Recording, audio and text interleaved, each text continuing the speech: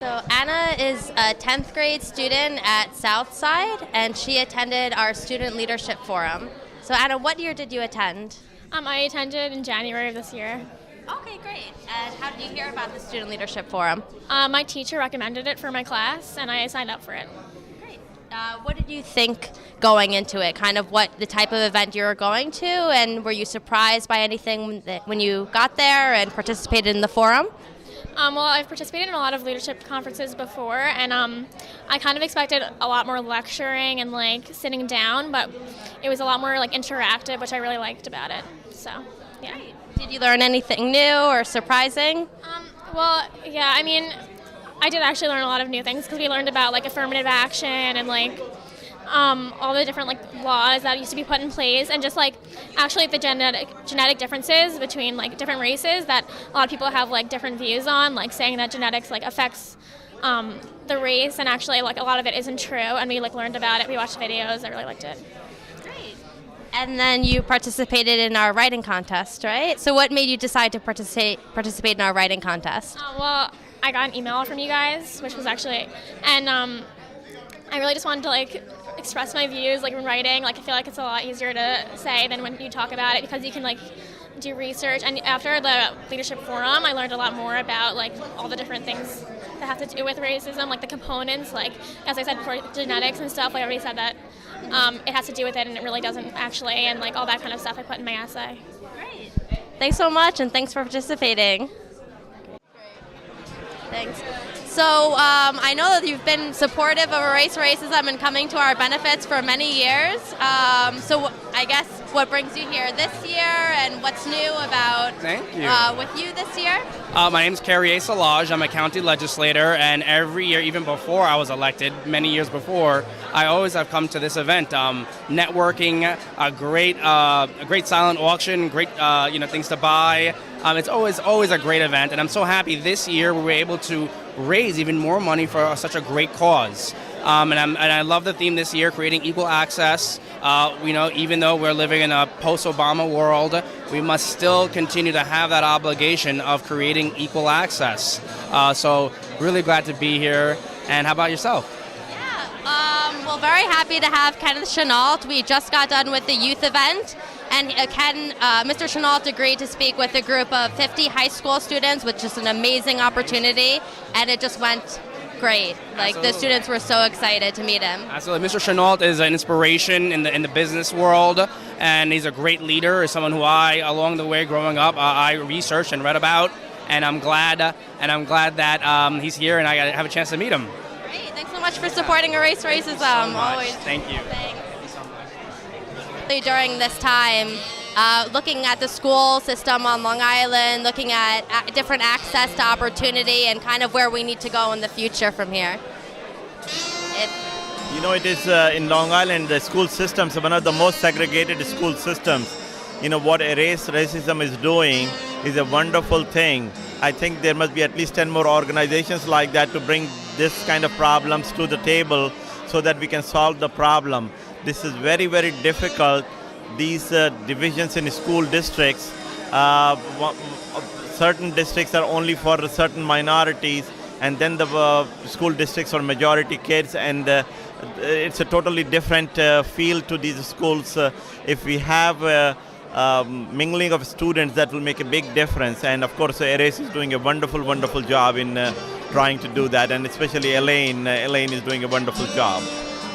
And especially for Marianne, you work a lot with the immigrant population, and you know that the demographic is changing here on Long Island, and maybe you could speak to how you feel about that, what that might mean in terms of creating more access to opportunity for all Long Islanders. Well, Erase Racism really exposes the challenges and the opportunities that exist in our school districts and our educational system here on Long Island.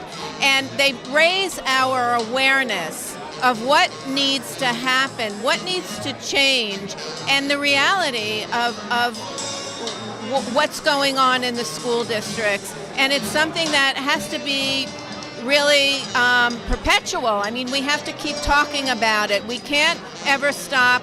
We can't ever forget And it's so important because Long Island is a very special place, and we need to be we need an organization like Erase Racism to really point out these issues and how to really solve them, and how we can make the Long Island a better place for all Long Islanders, so we can be sustainable and succeed.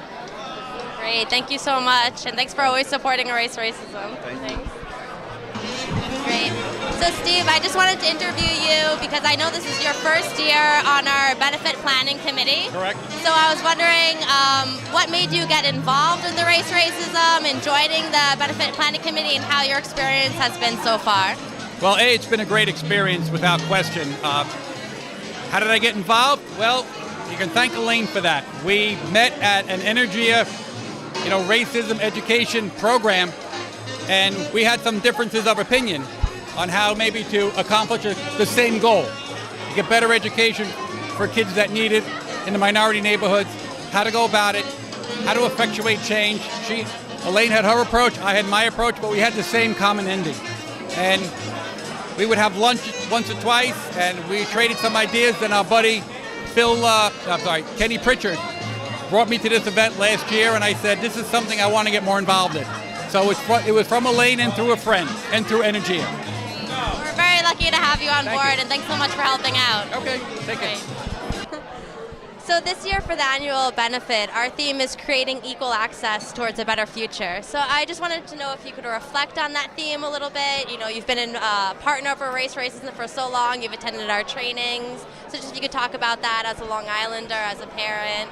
Sure. My name is Connie Fonta. I work for Bethpage Federal Credit Union, and one of the reasons I support and continue to come every year to support the organizations, because what you guys are doing, creating awareness, it's an amazing thing. Going through the training for me was enlightening. I mean, just as a minority, there's certain things that I didn't even think about and how it affects my day-to-day.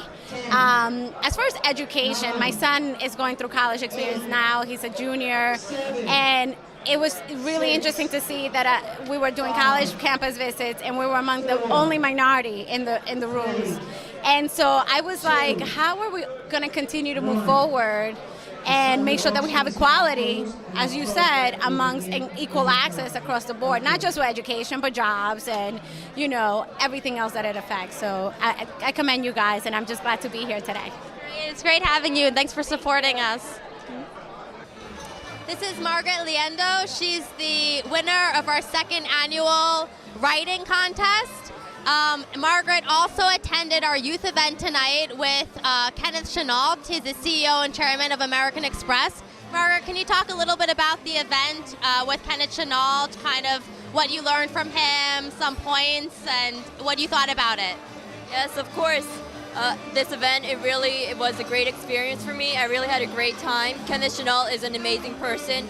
He has many great ideas for leaders, and I learned so much about his life and how he went from being poor and not having that much of a future to look up to such a great CEO leader. This event has opened so many new ideas for me, and as a leader, there are many qualities that he embodies for me. Confidence, that's one of the major things that I learned from him, and just overall the experience and his hardships that he had to overcome to get to where he is today. That's a really great inspiration for me. Great. And Mark, can you talk a little bit about your essay, your winning essay, what you wrote it about, your inspiration, and why you decided to take part in the essay contest?